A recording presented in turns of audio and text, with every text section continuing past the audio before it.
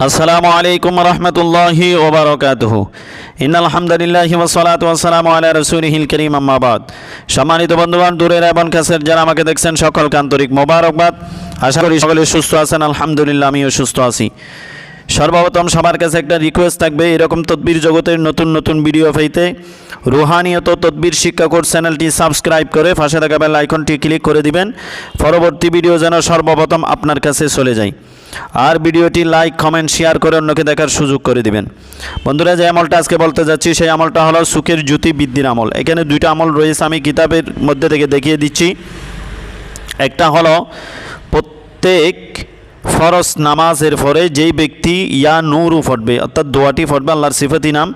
এটা পড়ার আগে 3 বার দরুদ শরীফ, শেষে 3 বার দরুদ শরীফ, মাঝখানে এটা 11 বার পড়ে শাহাদত আঙ্গুলের মধ্যে দম করবে। তারপরে শাহাদত আঙ্গুল দিয়ে 2 সুকের উপর মালিশ করে দিবেন। 1 নম্বর আমল। দ্বিতীয় নম্বর আমল হলো কোরআনের একটি আয়াত রয়েছে, আয়াতটি ফজরের নামাজের পরে 5 বার পড়ে আঙ্গুলে ফুঁক দিবে, অর্থাৎ আঙ্গুলের শাহাদত আঙ্গুলের মধ্যে দম করবে, শাহাদত আঙ্গুল দিয়ে 2 সুকের উপর মালিশ করে দিবেন।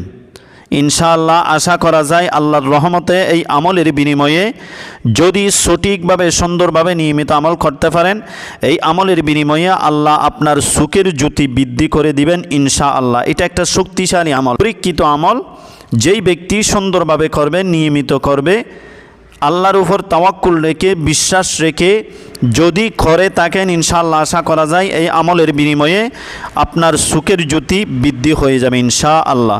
আসসালামু আলাইকুম রহমতুল্লাহি ওয়া বারাকাতুহু।